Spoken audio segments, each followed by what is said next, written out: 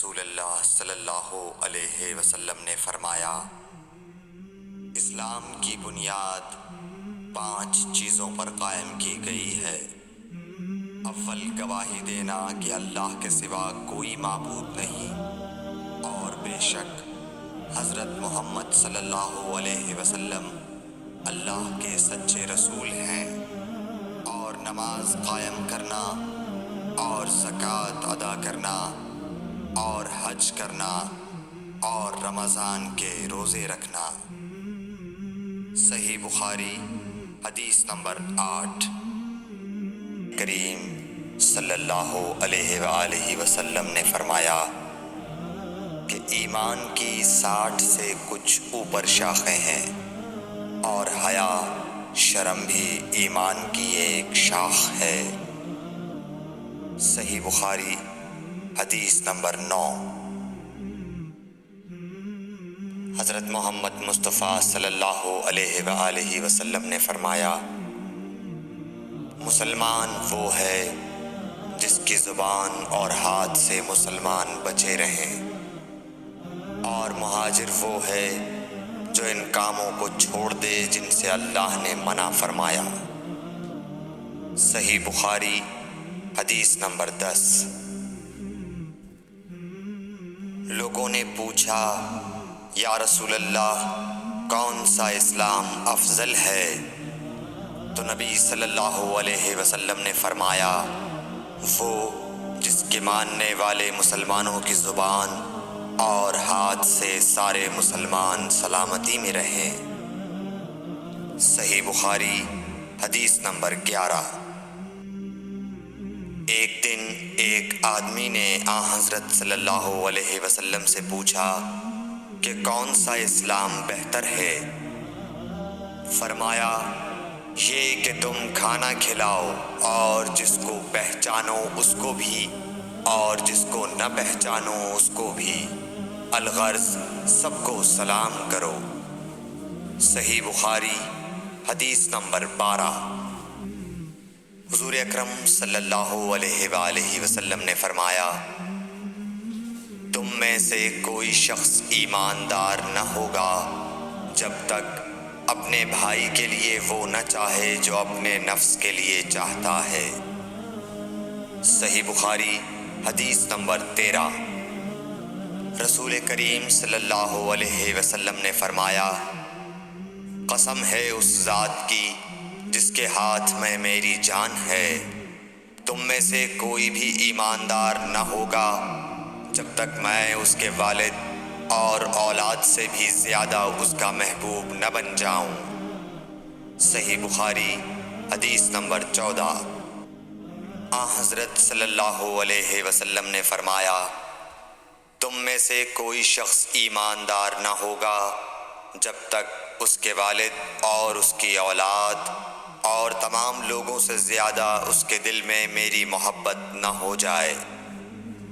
صحیح بخاری حدیث نمبر 15۔ نبی کریم صلی اللہ علیہ وآلہ وسلم نے فرمایا، 3 خصلتیں ایسی ہیں کہ جس میں یہ پیدا ہو جائیں اس نے ایمان کی مٹھاس کو پا لیا۔ اول یہ کہ اللہ اور اس کا رسول اس کے نزدیک سب سے زیادہ محبوب بن جائیں۔ دوسرے یہ کہ وہ کسی انسان سے محض اللہ کی رضا کے لیے محبت رکھے۔ تیسرے یہ کہ وہ کفر میں واپس لوٹنے کو ایسا برا جانے جیسا کہ آگ میں ڈالے جانے کو برا جانتا ہے۔ صحیح بخاری حدیث نمبر 16۔ حضور اکرم صلی اللہ علیہ وآلہ وسلم نے فرمایا، انصار سے محبت رکھنا ایمان کی نشانی ہے، اور انصار سے کینہ رکھنا نفاق کی نشانی ہے۔ صحیح بخاری حدیث نمبر 17۔